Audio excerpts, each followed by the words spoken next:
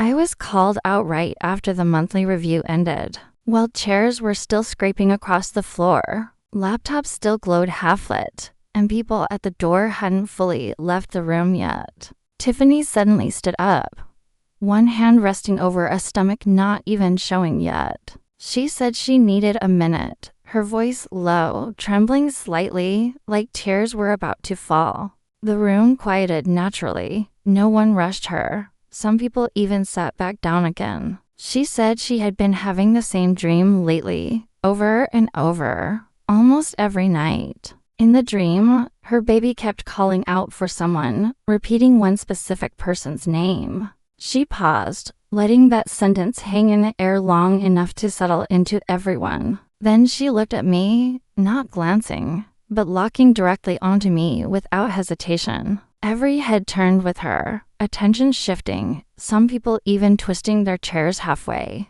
She reached into her bag, pulled out a red envelope and a pair of baby socks. Then she walked toward me slowly, like she was waiting for the tension to build properly. She stopped right in front of me and didn't give me a second to react at all.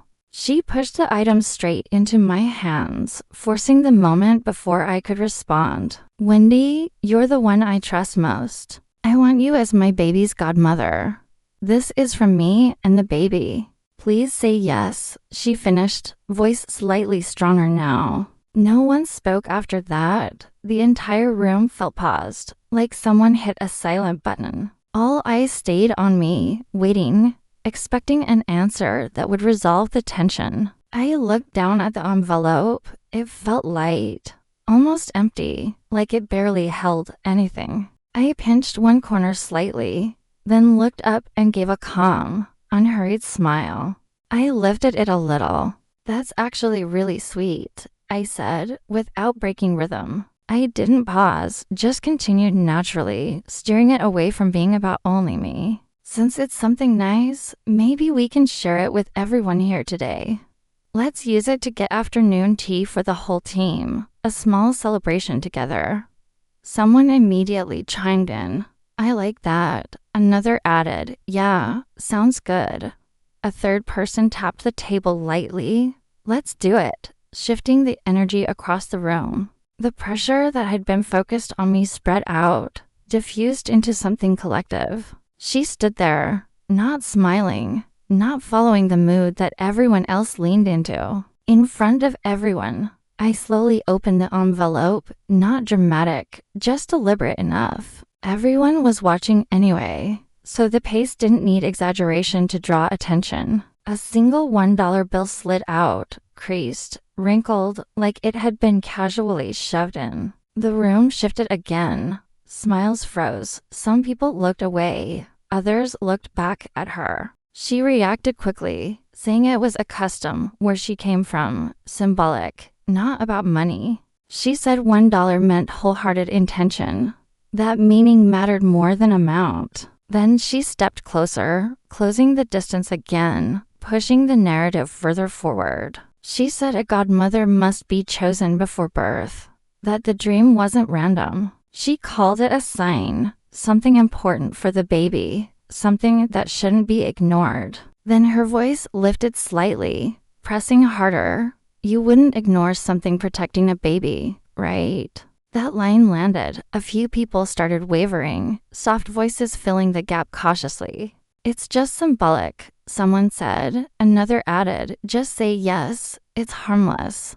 I didn't match her emotion. I just nodded once, calm, neutral, completely steady. "That's interesting," I said, tone flat, not dismissive, but not accepting either. "I've heard another version though, that unmarried women shouldn't be godmothers early. It can affect their own relationships later," I added, letting it sit naturally. Someone behind me agreed. "Yeah, I've heard that too." Another added, "especially if young." She shook her head immediately, calling that an old belief, outdated, not relevant anymore. She insisted the focus should stay on the baby, not traditions or unrelated concerns.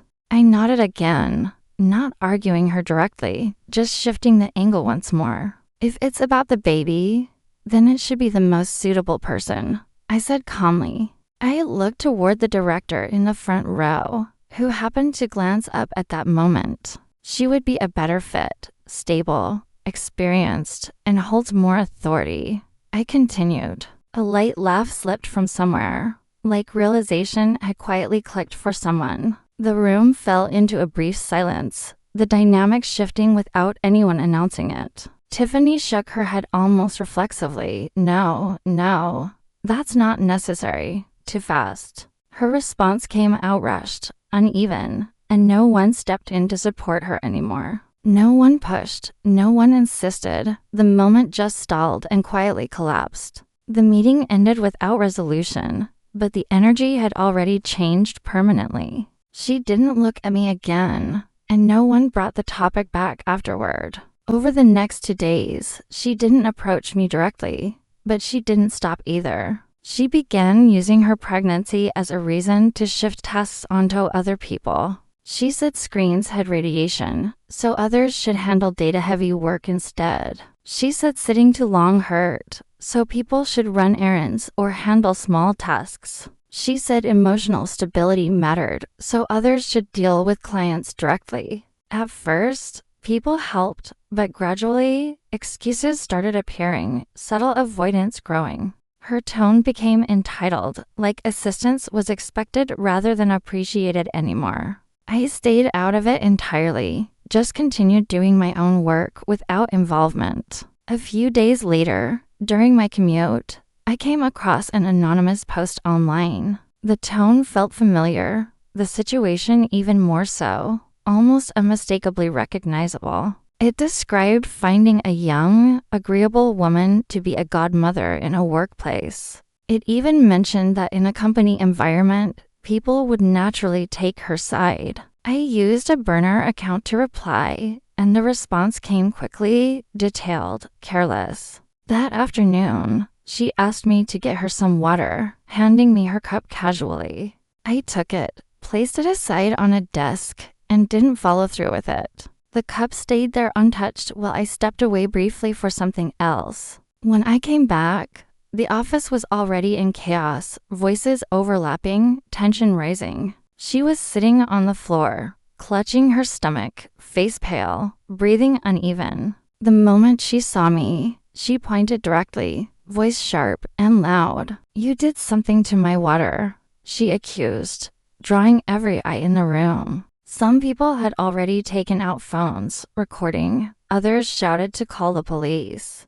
The supervisor walked over, glanced at me once, not asking any questions first. "Stay where you are." "Phone," he said, tone firm, leaving no room for explanation. People stepped back, creating distance, isolating me physically from the center of attention. I looked at her and asked one thing. "Are you sure only I touched that cup?" She nodded immediately, quickly, firmly. Yes, without hesitation or reconsideration. Someone accused me of making excuses, her voice rising higher, repeating the claim louder. I didn't argue further, just said calmly, "I didn't actually get the water.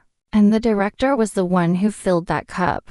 I added without emphasis. The room went quiet again, confusion replacing certainty across several faces instantly. Someone frowned, another said that didn't sound right, tension shifting direction again. I said, "We can check the surveillance footage, leaving it simple and verifiable." The footage was pulled quickly, the sequence clear from beginning to end without gaps. It showed her handing me the cup, me placing it aside, and the director filling it. Her expression changed immediately. She said maybe she remembered it wrong after all. But no one followed her explanation anymore. No one stepped in to support her. Security and police had already arrived, the situation moving beyond internal resolution. She suddenly collapsed backward, blood appearing, people stepping away in shock and confusion. Someone shouted for medical help, but no one moved closer to her anymore. The hospital later confirmed it was a miscarriage caused by medication, not an accident. The next day, the company held an internal meeting, documents laid out across the table. Her anonymous posts and chat logs were printed, turned page by page without interruption. No one defended her. No one spoke on her behalf during the entire process. Her contract was terminated, and the rest was handed over for legal action. Later, some colleagues came to apologize, saying they hadn't thought clearly at the time. They said the situation had been chaotic, that they reacted without questioning anything first. I listened, nodded once, and didn't say much more beyond acknowledging it. After that, no one ever treated me as someone easy to push forward again.